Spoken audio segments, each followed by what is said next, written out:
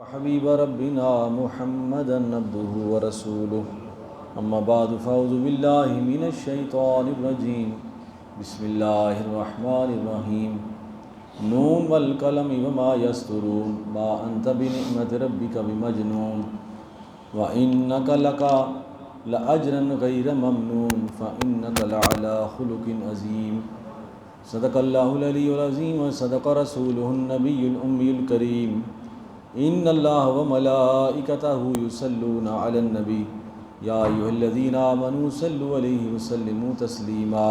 محبت کے ساتھ درود و سلام۔ الصلاۃ والسلام علیک یا سیدی یا رسول اللہ وعلی آلک واصحابک یا سیدی یا حبیب اللہ۔ الصلاۃ والسلام علیک یا سیدی یا رسول اللہ وعلی آلک واصحابک یا سیدی یا حبیب اللہ۔ حضرات محترم برادران اسلام، اللہ تعالیٰ کا لاکھ لاکھ شکر ہے جس کے فضل و کرم سے میں آپ سب جمعۃ مبارک کی ان پاکیزہ گھڑیوں میں حاضر ہیں۔ اللہ تعالیٰ میری آپ سب کی حاضری قبول فرمائے، جو سنیں سنائیں اس پر ہم سب کو عمل کرنے کی توفیق عطا فرمائے۔ چونکہ یہ میلاد النبی صلی اللہ علیہ وآلہ وسلم کا مبارک مہینہ ہے تو اسی مناسبت سے تھوڑی سی کم کر دیں اور کم کر دیں، اسی مناسبت سے میں مختلف موضوعات پر آپ کے سامنے مختصر سی گفتگو کرتا ہوں۔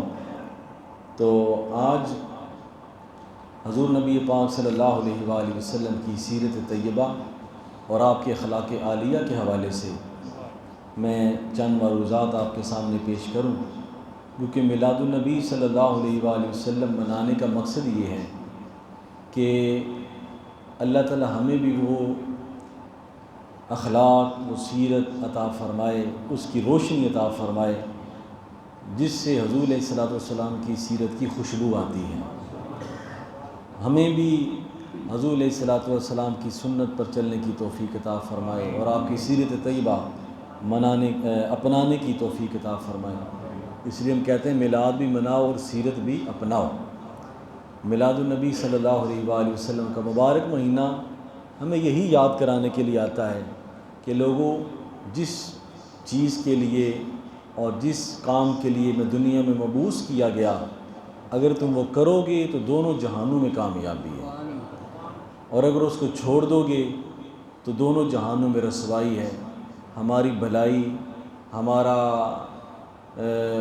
دین اور دنیا کا بہتر ہونا اسی میں ہے کہ ہم اللہ اس کے رسول کے احکامات کو مانیں، اس پر چلنے کی کوشش کریں، اور اللہ اس کے رسول کی محبت کے ساتھ ساتھ جو اللہ اس کے رسول کے فرامین ہوں ان کو اپنانے کی کوشش کریں، تو پھر انشاءاللہ تعالی اللہ تعالیٰ اس جہان میں بھی سرخرو فرماتے ہیں اور اگلے جہان میں بھی سرخرو فرماتے ہیں۔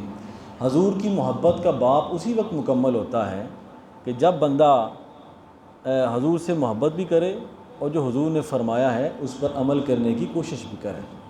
یہ نہیں ہو سکتا کہ بندہ محبت بھی کرے اور جو سرکار نے فرمایا ہے اس پر عمل ہی نہ کرے۔ تو اللہ تعالی ہمیں محبت بھی عطا فرمائے اور عمل بھی عطا فرمائے، لیکن محبت وہ جذبہ ہے جس سے عمل کے طرف بندہ گامزن ہوتا ہے، اور اگر محبت ہی نہ ہو تو آپ اگر مجھ سے محبت ہی نہیں کرتے تو میری بات کو بھی نہیں سنیں گے۔ محبت چونکہ پہلا قرینہ ہے، ٹھیک ہے نا جی، تو اس لیے سب سے پہلے حضور کی محبت اپنے دل میں شامل کریں، پھر عمل کا جذبہ پیدا ہو، پھر عمل کا جذبہ۔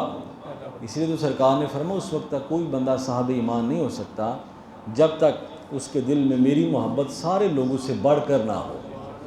تو جس کی محبت پھر دل میں رچ بس جاتی ہے، پھر جی چاہتا ہے کہ جو اس نے کہا ہے، جو انہوں نے فرمایا ہے اس پر عمل کیا جائے۔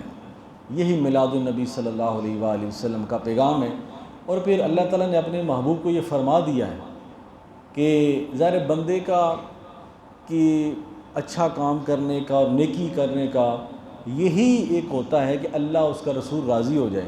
تو اللہ پاک فرماتے ہیں محبوب نے یہ فرمایا کہ اگر یہ مجھے راضی کرنا چاہتے ہیں تو قل ان کنتم تحبون اللہ فاتبعونی یحببکم اللہ، اے محبوب اگر یہ چاہتے ہیں کہ ان کا رب ان سے راضی ہو جائے، ان سے محبت کرے، تو ان سے یہ فرمائے فاتبعونی، تو یہ تیری اتباع کریں، یہ آپ کی اتباع کریں، یحببکم اللہ، اللہ تعالیٰ ان سے محبت کرے گا۔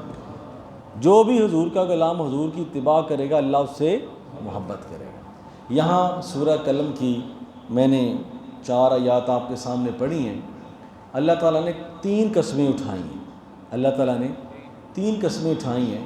میں قرآن پاک کا پورا اگر مضمون پڑھے نا تو میں نے پچھلے جمعہ یا اس سے پچھلے جمعہ میں کہا تھا کہ اللہ تعالیٰ نے اگر کسی اور نبی پر اعتراض ہوا تو اللہ پاک نے فرمایا اے نبی تو خود اس کا جواب دے، میں نے تمہیں نبی بنا کر بھیجا ہے، رسول بنا کر بھیجا ہے۔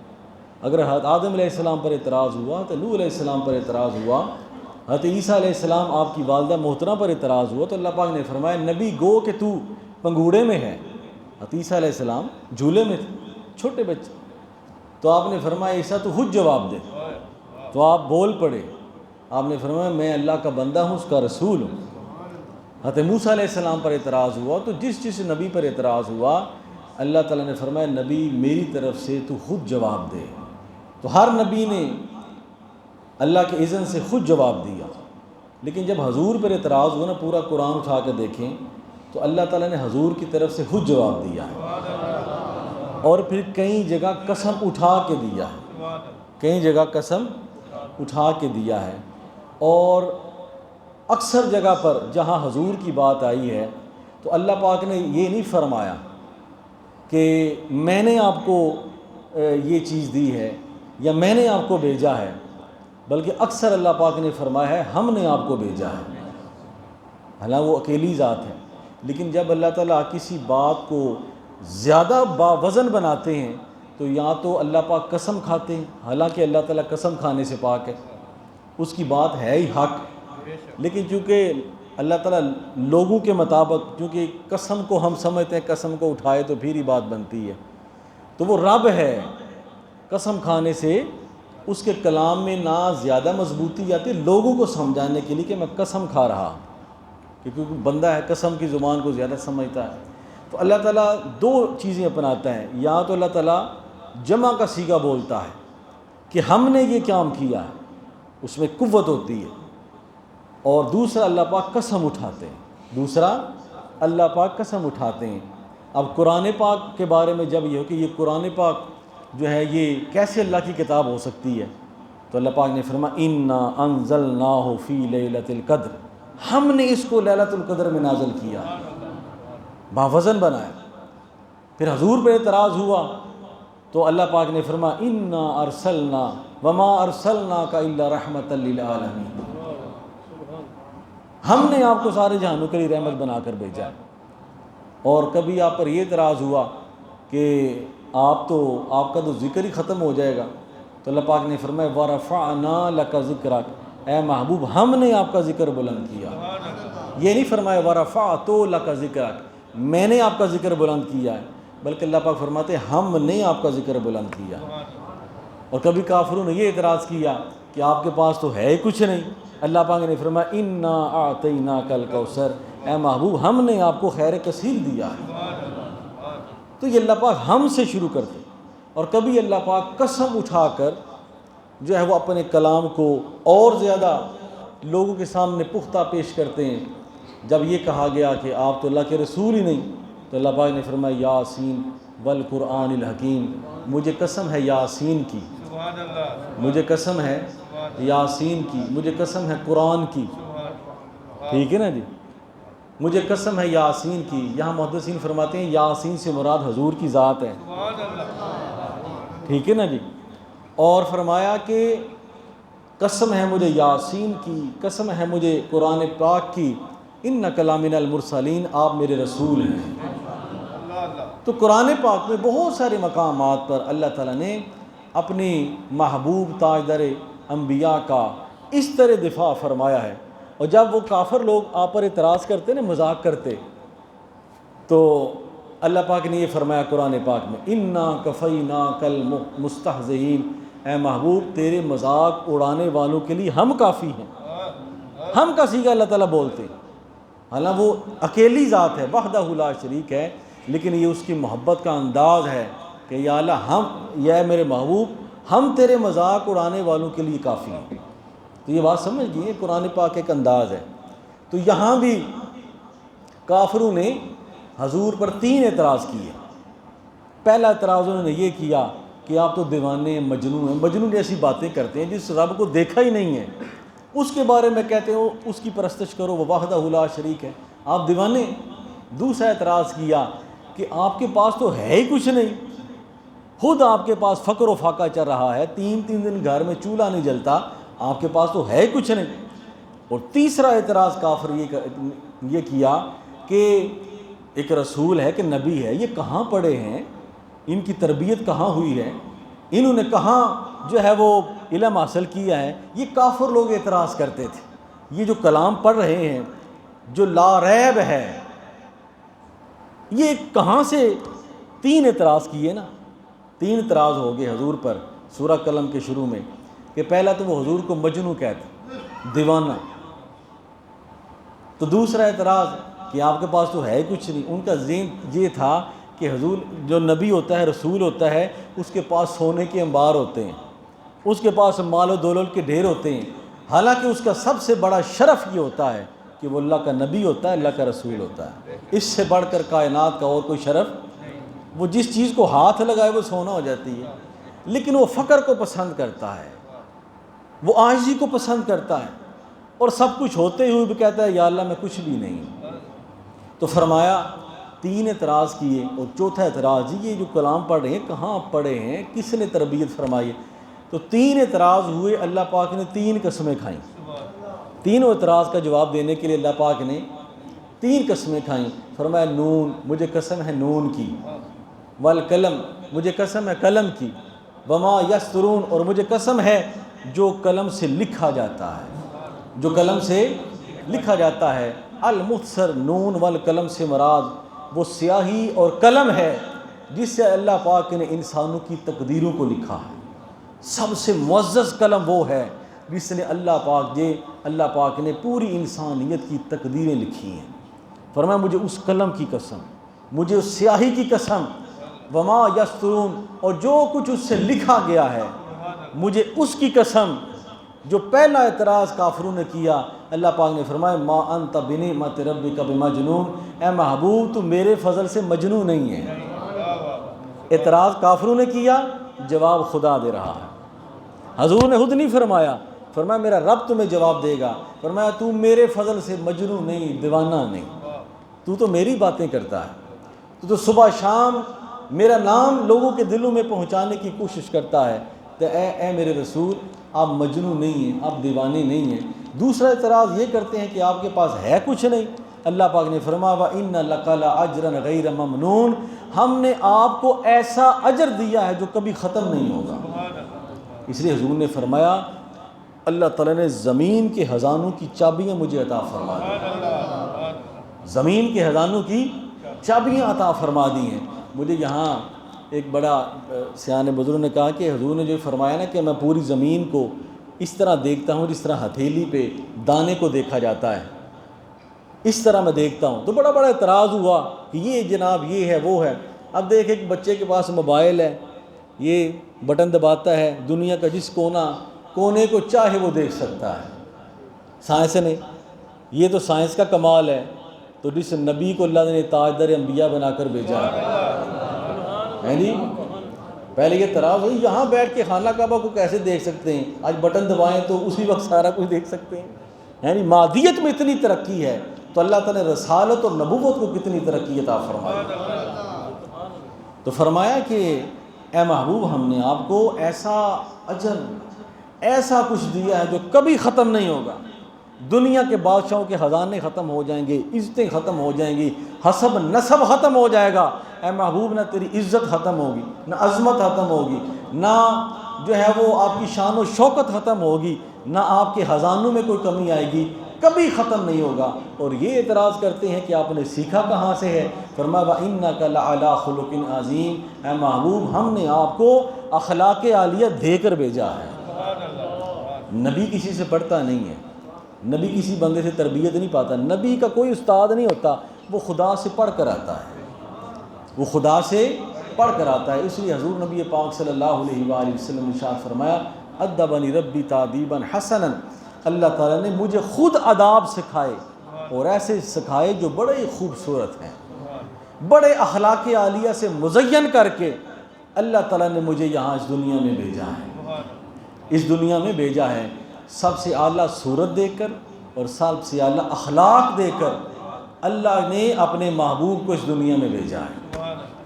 اب یہی ہمیں میلاد النبی سے سیکھنا ہے۔ ایسا نہ ہو کہ ہم عبادت تو بڑی اچھی کریں لیکن اخلاق سب سے برے ہوں، یا اخلاق ہمارے بڑے اچھے ہوں اور نماز نہ پڑھیں۔ دونوں چیزوں کو آپ نے پیش نظر رکھنا ہے۔ تو فرمائے میرے رب نے مجھے اچھے اخلاق دے کر بھیجا ہے، اچھے اخلاق دے کر بھیجا ہے۔ لوگ کہتے ہیں اسلام تلوار سے پھیلا ہے، اسلام تلوار سے نہیں پھیلا، اسلام حضور کے کردار سے پھیلا ہے۔ اگر حضور رحمت بن کر تشریف نہ لاتے، حضور کا کردار نہ ہوتا اور حضور علیہ الصلوۃ والسلام کا ظاہر و باطن اس طرح نہ ہوتا تو وہ بدو لوگ جو پتھر دل لوگ تھے کبھی بھی وہ موم نہ ہوتے۔ یہ حضور کا اخلاق عالیہ تھا، یہ حضور کی نرم گفتار تھی، یہ حضور کا میٹھا میٹھا چلن تھا، یہ حضور علیہ الصلوۃ والسلام کے پیاری پیاری باتیں تھیں کہ وہ سخت دل لوگ جب آپ کے پاس آتے تو موم ہو جاتے تھے، نرم ہو جاتے تھے، کفر کے تالے کھل جاتے تھے، ظلمتوں کے دروازے کھل جاتے تھے۔ حضور مکی دور ہے اور بڑا سخت زمانہ ہے، اور ایسا ہے کہ کوئی بھی آپ کی بات کو سننے کے لیے تیار نہیں ہے۔ حضور نبی پاک صلی اللہ علیہ وآلہ وسلم آپ مکہ سے باہر ایک دن تشریف لے گئے تو آپ نے دیکھا کہ ایک بوڑھی عورت وہ اپنا کچھ سامان لے کر کھڑی ہے، تو آپ اس کے قریب چلے گئے۔ آپ نے فرمایا کہ اے خاتون کیا بات ہے؟ اس نے کہا میں صبح سے کھڑی ہوں، تھک گئی ہوں، سامان کو اٹھا نہیں سکتی، تو میں یہاں کھڑی ہو سکتا ہے کہ کوئی آئے تو میرے سامان کو اٹھائے۔ حضور نبی پاک صلی اللہ علیہ وآلہ وسلم نے اس بوڑھی عورت کا سامان اٹھا لیا۔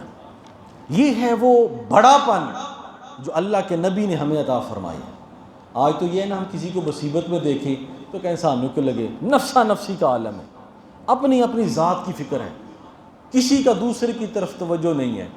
یہی میلاد النبی صلی اللہ علیہ وآلہ وسلم کا درس ہے کہ اپنے اندر دوسروں کا احساس پیدا کریں، اپنے اندر دوسروں کے لیے ہمدردی پیدا کریں، اپنے اندر دوسروں کے لیے، یتیموں کے لیے، غریبوں کے لیے احساس پیدا کریں، اور شہرت کے لیے نہیں، اللہ اس کے رسول کو راضی کرنے کے لیے۔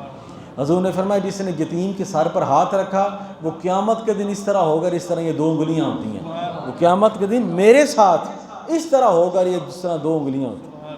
حضور نے وہ سامان اٹھایا، حضور آگے آگے چل رہے ہیں، بوڑھی عورت پیچھے پیچھے چل رہی ہے، اور وہ کہتی ہے نوجوان بڑا ہی عجیب انسان ہے، بڑے لوگ آئے، کسی نے میرا سامان نہیں اٹھایا، تو نے میرا سامان اٹھایا، تو میں تمہیں ایک نصیحت کرنا چاہتی ہوں۔ یہاں مکہ میں ایک نوجوان ہے، اس نے یہ اعلان کر رکھا ہے کہ میں اللہ کا نبی ہوں، میں اللہ کا رسول ہوں، اور جو بھی اس سے ملاقات کرتا ہے وہ اسی کا ہو کے رہ جاتا ہے۔ تو میں تمہیں نصیحت کرتی ہوں کہ تو بڑا خوبصورت نوجوان ہے، کہیں اس کے جادو میں مبتلا نہ ہو جانا، اس کے جادو میں گرفتار نہ ہو جانا، اس کے پاس نہ جانا۔ جب گھر قریب آیا، دیکھیں حضور نے اس کا سامان بھی اٹھایا ہوا ہے اور اس کی مخالفت کو بھی برداشت کر رہے ہیں، اس کی مخالفت کو بھی برداشت کر رہے ہیں۔ جاتے جب آپ گھر آیا نا تو اس بوڑھی عورت نے پوچھا بیٹا مجھے اپنا نام تو بتاؤ کہ تمہارا نام کیا ہے؟ تو نے اتنی مہربانی فرمائی ہے تاکہ میں مکہ کے لوگوں کو بتاؤں کہ تمہارے اندر ایسا نوجوان بھی ہے کہ میرا سامان کسی نے نہیں بٹھا۔ حضور مسکرا پڑے، ایسی مسکراہٹ پہ لاکھوں سلام کہ جو اتنی مخالفت سن کے بھی بوجھ بھی اس کا اٹھایا ہے، مسکرایا۔ فرمایا ماں جان جس کی آپ مخالفت کر رہی تھی اور جس کے بارے میں آپ یہ کلمات کہہ رہی تھی میں وہی محمد ہوں۔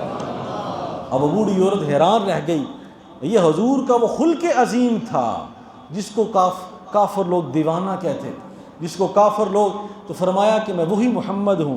اب وہ بوڑھی خاتون ہکی بکی رہ گئی، اس نے کہا میں نے تمہیں دیکھا نہیں تھا، میں نے تمہیں پرکھا نہیں تھا، میں تیرے کردار سے واقف نہیں تھی۔ کافر جھوٹ کہتے ہیں تو سچا ہے، میں گواہی دیتی ہوں لا الہ الا اللہ محمد الرسول اللہ۔ نعرہ تکبیر، نعرہ رسالت، نعرہ رسالت۔ عظمت و شان مصطفیٰ، مقام مصطفیٰ۔ تو کبھی آپ نے دیکھا کہ کیا ہمارے کردار کے اندر بھی کردار مصطفیٰ کی کوئی تھوڑی جھلک ہے؟ ہم کہاں جا رہے ہیں؟ کیا یہ چیزیں ہم میں موجود ہیں؟ یہ صرف ہم رسم و رواج کے جو ہے وہ قائل ہو چکے ہیں۔ ظاہر کو سجا لینا یہ بہت آسان ہے، لیکن باطن کو سنوارنا یہ بہت مشکل کام ہے۔ تو فرمایا کہ میں وہی محمد ہوں، ٹھیک ہے نا جی، کہ جس کے بارے میں لوگ یہ کلمات کہتے ہیں۔ تو حضور علیہ الصلوۃ والسلام کی تربیت اور اخلاق نے ایسا دلوں کو موہ لیا۔ اس طائف کے میدانوں میں جب آپ کو تنگ کیا گیا تو حضرت جبرائیل علیہ السلام حاضر ہوئے، عرض کی یا رسول اللہ کہیں تو یہ ساری وادی تباہ کر دیں۔ آپ نے فرمایا نہیں، وہ اس تو رحمتاً، اللہ نے مجھے رحمت بنا کر بھیجا، آج نہیں تو کل یہاں سے آواز آئے گی لا الہ الا اللہ محمد رسول اللہ۔ حضور علیہ الصلوۃ والسلام مکہ میں داخل ہونے لگے ہیں۔ یہ جو ہوتا ہے نا اخلاق، حضور نے فرمایا کہ قیامت والے دن اچھے اخلاق کے مالک وہ نمازیوں اور روزے داروں کے ساتھ ہوں گے، نمازیوں اور۔ حضرت ابو ذر غفاری رضی اللہ تعالیٰ عنہ ارشاد فرماتے ہیں، میں نے حضور سے پوچھا یا رسول اللہ سب سے بڑا عمل کیا ہے؟ آپ نے فرمایا لوگوں کے ساتھ حسن سلوک سے پیش آنا، اچھے اخلاق سے پیش آنا، محبت سے پیش آنا۔ لیکن ہمارے مزاج میں تلخیاں آ گئیں، ہمارے مزاج میں غصے آ گئے، ہمارے کسی چیز کو برداشت کرنے کی، اس لیے شوگر بلڈ پریشر کنٹرول ہی نہیں ہوتا۔ ہر بندے کو شوگر ہوگی، ہر بندے کو بلڈ پریشر ہو گیا، کیونکہ ہمارے مزاج میں وہ نرمی ختم ہو گئی۔ گھر میں تلخی ہے، باہر تلخی ہے، آپس میں تلخی ہے، کوئی دکھ بانٹنے والا کوئی حساب کتاب نہیں ہے۔ پہلے ایک ہنڈیا میں گزارا سارے کھا لیتے تھے، اب ہر ایک کی لیدہ لیدہ چڑھی ہوئی ہے، پھر بھی لڑ رہے ہیں، پوری قوم ہی لڑ رہی ہے، پوری قوم کا مزاج ایسا ہو گیا ہے، کوئی بندہ کسی کو برداشت کرنے کے لیے تیار ہے۔ تو حضور حضرت ابو ذر غفاری فرماتے ہیں کہ میں نے پوچھا یا رسول اللہ سب سے بہترین عمل؟ فرمایا اچھا سلوک، اچھا اخلاق، حسن اخلاق، اس چیز کو پیدا کرو۔ اگر یہ چیز نہیں تو ہر چیز۔ تو فرمایا وہ اس تو رحمتاً، اللہ نے مجھے رحمت بنا کر بھیجا ہے، اللہ نے مجھے رحمت بنا کر بھیجا ہے۔ حضور کا یہ وہ ہتھیار تھا اخلاق عالیہ کا۔ حضرت عثمان بن طلحہ، مکی دور ہے، اور حضور علیہ الصلوۃ والسلام خانہ کعبہ میں داخل ہونے لگے تو حضرت عثمان بن طلحہ نا آگے ہو گئے، فرمایا آپ اندر نہیں جا سکتے۔ حضور مسکرا پڑے، آپ نے فرمایا کیوں؟ فرمایا قریش مکہ نے کہا ہے کہ سارے جائیں گے لیکن محمد صلی اللہ علیہ وآلہ وسلم یہ نہیں جا سکتے۔ حضور مسکرایا، آپ نے فرمایا عثمان اس وقت کیا عالم ہوگا جب چابی میرے ہاتھ میں ہوگی۔ جب اللہ اس کے رسول کی غلامی کا دعویٰ کرتے ہیں تو پھر خدا پر بھروسہ کریں کہ منزل انہی کو ملتی ہے جو اللہ اس کے رسول سے محبت کرنے والے ہیں۔ حضور کا یقین دیکھیں کہ ہر طرف مخالف ہے، تو فرمایا کہ اس وقت کیا عالم ہوگا جب چابی میرے پاس ہوگی اور میں جس کو چاہوں عطا کر دوں۔ حضرت عثمان بن طلحہ فرماتے ہیں میں نے کہا ایسا وقت بھی آئے گا؟ فرمایا ہاں ایسا وقت آئے گا۔ 16 17 18 سال کے بعد فتح مکہ ہوا تو سارا کچھ آپ کے پاس آ گیا ہیں جی۔ تو حضرت عباس، حضرت علی حضور کی بارگاہ پیش ہوئی، یا رسول اللہ یہ چابی اپنے اہل بیت کو عطا فرمائیں۔ آپ نے فرمایا نہیں۔ عثمان بن طلحہ کہاں ہے؟ حضرت عثمان بن طلحہ فرماتے ہیں جب میرا نام بولا گیا نا تو چونکہ ہم قیدی تھے، مسلمان نہیں ہوئے تھے، تو میں ڈر گیا، کانپتی ٹانگوں کے ساتھ، لرزد جسم کے ساتھ جب میں حضور کے پاس حاضر ہوا نا تو حضور علیہ السلام نے مجھے وہ چابی دکھائی۔ فرمایا عثمان بن طلحہ آج سے اتنے سال پہلے میں نے تم سے یہ چابی مانگی تھی اور تو نے چابی نہیں دی تھی، اور میں نے تمہیں یہ کہا تھا کہ اس وقت عالم کیا ہوگا کہ چابی میرے ہاتھ میں ہوگی، میں جس کو چاہوں عطا کر دوں۔ حضرت عثمان بن طلحہ فرماتے ہیں میں نے نگاہیں نیچی کر لی، میں خاموش ہو گیا۔ فرمایا تو نے چند لمحوں کے لیے مجھے چابی نہیں دی تھی، میں محمد قیامت تک کے لیے چابی دے رہا ہوں، کوئی تم سے یہ چابی۔ اب یہ جو اخلاق کی لہر حضرت عثمان بن طلحہ نے سنی نا، اسی وقت پڑھا اشہد ان لا الہ الا اللہ و اشہد ان محمد رسول اللہ۔ جو اللہ کا سچی نبی ہوتا ہے وہ محروم نہیں کرتا، وہ عطا کرتا ہے۔ اذان کی باری آئی تو اہل بیت کے لوگ حاضر ہوئے۔ آج اذان اہل بیت کا بندہ پیش کرے گا، خانہ کعبہ میں اذان ہوگی۔ حضور نے فرمایا بلال کو بلاؤ، حضرت بلال تشریف لائے۔ فرمایا میں پہلے میرے سامنے اذان پڑھتے تھے، اب کعبے کی چھت پر کھڑے ہو کر اذان پڑھتے۔ یہ انسانیت کو کیا درس دیا جا رہا ہے؟ اخلاق عالیہ کا، اچھے اخلاق کا درس دیا جا رہا ہے۔ اس اخلاق نے پھر دنیا میں ایسا انقلاب برپا کیا کہ بڑے سے بڑا کوئی نہ ماننے والا بھی ہو، وہ کہتے ہیں اگر کوئی پوری انسانیت میں عظیم انسان ہے تو وہ محمد مصطفیٰ ہے۔ مائیکل ہارٹ یہ عیسائیوں کا بہت بڑا رائٹر ہے اور عیسائی ہے، بڑا نقاد، بڑا ہی یہ تنقیدی مزاج کا بندہ ہے، لیکن جب اس نے کتاب لکھی نا اپنی دا 100، یعنی 100 شخصیات اس نے ایسی لکھی ہیں جنہوں نے زمانے کو بدل دیا، جو زمانے پر حکومت کر رہے ہیں۔ حالانکہ یہ عیسائی ہے، ہم تو عیسیٰ علیہ السلام کی بھی غلام ہیں، ہم نبیوں کے غلام ہیں، لیکن جو حقیقت ہے سو حقیقت ہے۔ اس نے سب سے پہلے جو نام لکھا دا 100 میں، اس نے لکھا دا محمد پیس بی اپان ہم۔ فرمایا کہ یہ وہ ہستی ہیں کہ جس نے اپنے اخلاق سے دنیا کے نظام کو بدل دیا۔ وہ لوگ جو سخت دل تھے ان کو ایسا بنا دیا کہ قرآن ان کے گھروں میں نازل ہوتا تھا۔ لیکن ایسی شخصیات آپ نے پروان چڑھائیں۔ وہ لوگ جو بدو تھے ان کو ایسا بنا دیا کہ قرآن کہتا ہے کہ اللہ ان سے راضی ہے۔ یہ حضور کی تربیت تھی نا، حضور کا یہ فیض تھا۔ تو فرمایا انک لعلی خلق عظیم، حضور کے اخلاق، یہ اخلاق جو ہے حضور علیہ الصلوۃ والسلام کی حدیث پاک ہے کہ توحید کے علاوہ ایمان کی 360 صورتیں ہیں۔ توحید کے علاوہ ایمان کی 360 صورتیں ہیں، مثلا حیا ہے، سچ ہے، امانت داری ہے، خدمت ہے، 360 صورتیں ہیں۔ فرمایا یہ توحید کے ساتھ اگر کسی بندے کو ایک بھی صفت مل گئی تو وہ بخشا جائے گا۔ وہ کیا ہوگا؟ بخشا جائے گا۔ سیدنا صدیق اکبر رضی اللہ تعالیٰ عنہ آگے بڑھے، یا رسول اللہ توحید تو میں اللہ کو ایک مانتے ہیں، مجھ میں بھی کوئی صفت پائی جاتی ہے؟ فرمایا صدیق تمہیں ساری کی ساری صورتیں پائی جاتی ہیں، جو بھی ایمان کے اور ہلاک کی جو صورتیں ہیں وہ ساری کی ساری تم میں پائی جاتی ہیں۔ یہ حضور کے سارے غلاموں کا حال تھا۔ تو یہ تربیت، اس لیے اپنے اندر احساس، ہمدردی، شفقت یہ چیز پیدا کریں۔ حضور کے ایک صحابی تھے تو ان کا بچہ بچوں میں کھیل رہا تھا، تو انہوں نے اجازت چاہی، یا رسول اللہ مجھے اجازت دیں میں اپنے بچے کو لے کر گھر جاؤں۔ آپ نے فرمایا ابھی ٹھہر جاؤ، انتظار کرو۔ جب بچے دوسرے چلے گئے، اس کا بچہ رہ گیا، تو آپ نے فرمایا جاؤ، جا کر اپنے بچے کو لو اور اپنے گھر جاؤ۔ اس نے کہا یا رسول اللہ تھوڑی دیر پہلے آپ نے اجازت نہیں دی اور آپ اجازت دے رہے ہیں۔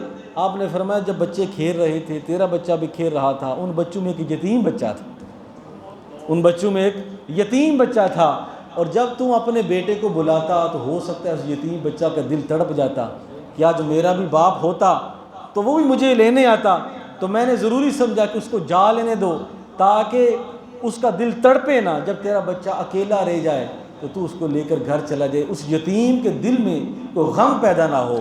یہ ہے وہ اخلاق کا، احساس کا خوبصورت انداز جو ہمارے نبی نے ہمیں دیا ہے۔